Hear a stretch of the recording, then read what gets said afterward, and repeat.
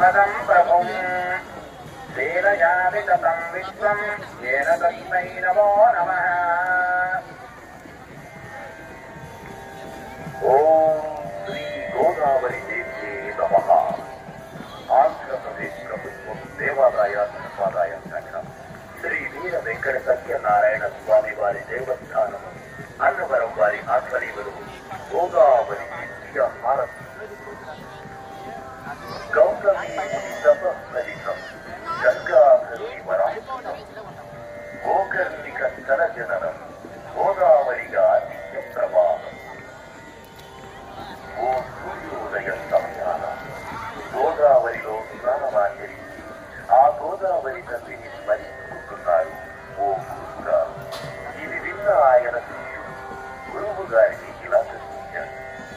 జనజీవనాన్ని సమస్త ప్రాణికోటిని బ్రతికించడానికి ఇలా ప్రవహిస్తోన్న ఈ గోదావరి తల్లి ఎక్కడ పుట్టింది, ఎందుకు పుట్టింది?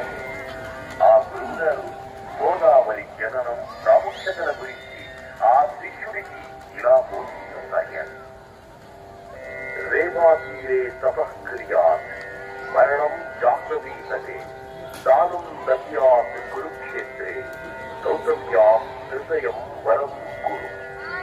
నర్మదా నది తీరంలో తపస్సు చేసిన విశేష ఫలితం, గంగా నది తీరాన శరీరాన్ని వదిలిన విశేష ఫలితం, కురుక్షేత్రంలో దానం చేసిన విశేష ఫలితం, ఈ మూడు ఫలితాలను మించిన 3 రెట్ల ఫలితం ఈ గోదావరిలో స్నానమాచరించడం వల్ల కలుగుతుంది అంటూ ఇలా సందిగ్ధంలో ఉన్న ఎంతో మంది ఉంటారు.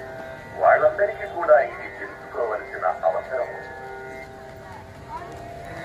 దేశమంతయు క్షామము రాజ్యమేలి కాటకములు సంభవించి పెద్ద ఎత్తున జనులు పశుపక్షాదులు నశించిపోవుట గాంచి మునులు బాధపడి గౌతమముని దరికి ఏచించి దానిని పరిష్కరించమని గౌతమముని ఈ కార్యం మనం తలపెట్టవలసినది కాదు అని వారించింది. అందుకు బాధపడిన మునులు ఏదైనా ఉపాయం ఉంటే గౌతమముని వలనే ఈ కార్యమును సాధించవలనని తలచి వారి తపోబలము చేత ఒక క్షణాయుమైన గోదా అను మాయాగోవును సృష్టించి దానిని గౌతమముని ఆశ్రమ వాకిటయందు ప్రవేశపెట్టి అదిగాంచిన గౌతమముని ఒక చిన్న దర్భచే దానిని అదిలించగా తక్షణమే అది మరణించినది. ఇది చూసిన మునులు గౌతమముని గోవధ గావించినాడని ఘోషిస్తుండగా గౌతమముని దీనికి ప్రాయశ్చిత్తమేమిటి అని ఆ మునులను అడిగారు. అంతగా మునులు శివుని జటాజూటమునందు బంధించియున్న గంగను ప్రార్థించి తెచ్చి ఆధారముగా ఈ గోవును బ్రతికించవచ్చును అని ఉపాయము చెప్పింది. అంతగా గౌతమముని శివుణ్ణి పరమభక్తితో ప్రార్థించ పరమశుడైన శివుడు శిరముంచి గౌతమముని ఆశీర్వదించ గంగను ఇలకు పంపించారు. గంగ పరమ భక్తితో గౌతమముని అనుసరించి వచ్చి గోవుని బ్రతికించారు.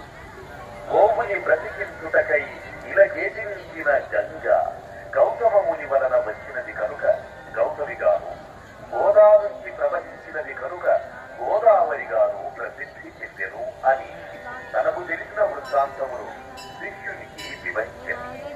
పవిత్రమైన కార్యాచరణకు వచ్చినది కనుకనే గోదావరి తల్లి పవిత్రమైనది. పశ్చిమ కనుమలలోని నాసిక్ నందు గల గోకర్ణికం నుండి ఒక చిన్న ధారగా ప్రవహించి నదిలా మారి దక్షిణాన భద్రాచలమందు రామపాదములను తాకి పంచవటి మీదుగా పాపికొండలను ముద్దాడుతూ ఉభయ గోదావరులకు జీవాధారమై అఖండ గోదావరిగా రాఘవహేంద్రవరానికి పరమయింది. ఈ సప్త గోదావరికి సప్త ఋషులే ప్రతీకరై నిత్యహారతినిస్తున్నారు. భక్తులు నిశ్శబ్దాన్ని పాటించి హారతులు తిలకించ ప్రార్థన.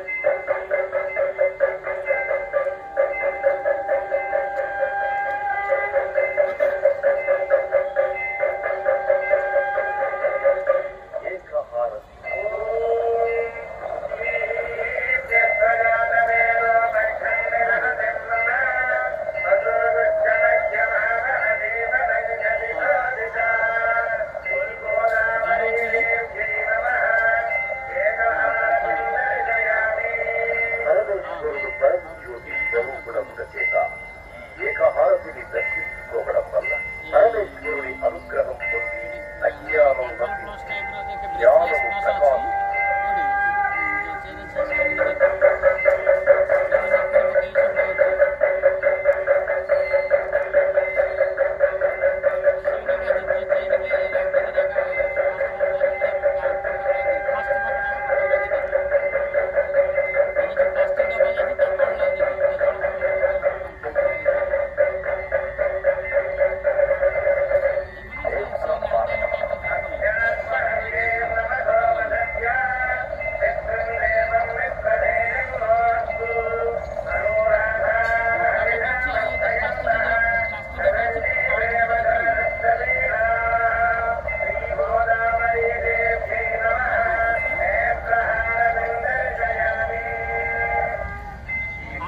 హారతిని దర్శించుకోవడం వలన నేత్రములకు సంబంధించిన దోషములు తొలగి పార్వతీదేవి అనుగ్రహం